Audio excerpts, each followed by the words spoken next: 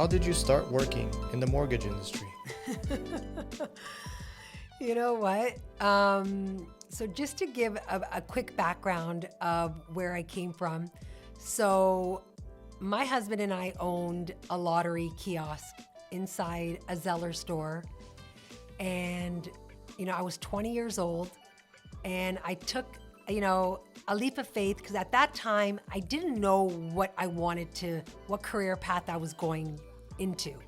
I was going to go into law clerk. And I went to that program and I was like, oh God, no, this is not me, So I didn't know what at that point. So I had a friend, say to me, you know what, we're opening, these kiosks. Would you be interested? It's very minimal to put down. And I said, you know what do I got to lose? So my husband and I went into that. We were in Burlington. We were there for 17 years. And it was honestly like the best 17 years of my life. Like I had gained so many regular clientele. You know what it felt like? It felt like, that show Cheers? And we were all like around there. It was like that home. We just didn't serve drinks, right? We'd have coffee. So it would be the same regular people. So at 10 o'clock, Bob would be there.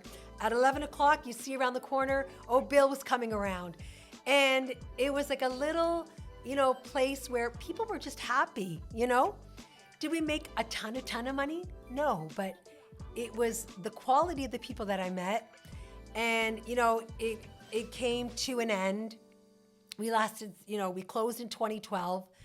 And it was very hard for me because my husband still had his job, so nothing changed for him. It actually made it better for him because he would finish work at 4 and he's home. Where before he would finish work at 4 and he'd have to go work the evening. But for me, remember I was 20 years old when I started. I didn't go to school and I was like, what am I going to do now? So I said, this is great. You know what? I'm retired, so I'm going to sit home and enjoy my life. So it was great for the first few months. I had the time of my life. I can get up when I wanted. But then it became lonely because all my friends were working. My husband's at work. My parents were working. My kids were at school, and I was home alone. And, I honestly got depressed, right? So it came to a point where my husband said to me, listen, you got to do something. Like, I don't care what you do. I don't care if you want to volunteer. You can't stay in this house in this condition. So I was scared. So I broke down. I said, I don't know what to do. I don't even know. I haven't even been on an interview in over 20 years. What may seem so easy for somebody else was so hard for me. I was like, I don't know what to do. So a girlfriend of mine where we had our business, we banked there. They had our business account, called me one day and she said, what are you doing? And I said, oh, nothing. She was, are you working anywhere? And I said, no, I'm just, I'm looking, but nothing's really, caught my eye. She goes, well, you know what? So that's good. That means that you're not really passionate about anything. How about coming doing mortgages? And I go, what? I have a mortgage, but I don't know anything about mortgages. And she's like, that's okay. She goes, just take the course. It's $300 and I will teach you the ropes. And I was like, So my husband said, you know what? What do you got to lose? Just take the course. So I went online, I did the course, and I was so nervous because I hadn't been in school in so long, but I passed. And then I was like, okay, I passed. Now what? So I joined her team. I joined a brokerage, and that was the start of my career, and, at that time I was, 37 years old? I'll give away my age, but it's scary to be, close to 40, not knowing what you want to do. You're feeling guilty because now you've lost half of the income coming in from your household, and you have 2 young daughters that you have to also worry about. So I had to put my own ego away and look at it like, just do something.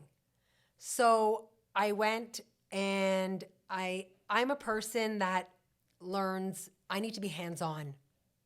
I'm not good at, reading and looking and understanding. I need to actually physically do something, and I get it. That's just the way I learn. So anyways, fast forward 4 years with the lady that brought me into the business. I knew that if I needed to grow, I had to leave where I started. It ended there. I joined forces with Carmen after I had turned her down. I always get that thrown back. I always turned her down. But she seriously was the blessing that came into my life, because had it not been for her believing in me, she believed in me more than I believed in my own self. Look, I get emotional just thinking of it, because I would have quit the business. And sorry. Keeping it real. Oh my God. I don't think I get so emotional from this, But she literally changed my life. And where I am today, I wouldn't even be able to sit here and do this podcast. Like, I would be scared to even open my mouth, even though I knew everything. You know what I mean? So I'm so sorry. Take a second. Get some water. Take a break.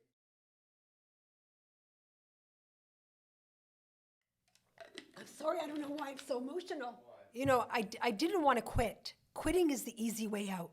But had I quit, what would I have taught my daughters? That anytime you're in something that's hard, where you're struggling, you just quit? No, that's not the answer. So, I joined Carmen, and I, became her assistant. I was exposed to all these different deals that I would have never been on my own. And I followed in her footsteps, and this is where I am today. I'm a team lead with 2 incredible ladies on my team, and I have guided them in the right direction. And had I wished I was, guided from the beginning, the way Carmen has guided me, I'd probably be way more where I would want to. But that's okay. You know what I mean? I always look at it like, I went to school, I graduated, and now this is home. This is where I'm supposed to be. So that's just a little background of, where I came from. And, I'm grateful every day that I'm able to really change people's lives and build relationships with people. Because honestly, all my clients they become my friends. Like, they text me all the time. It's so beautiful, right? So yeah, that's my whole story.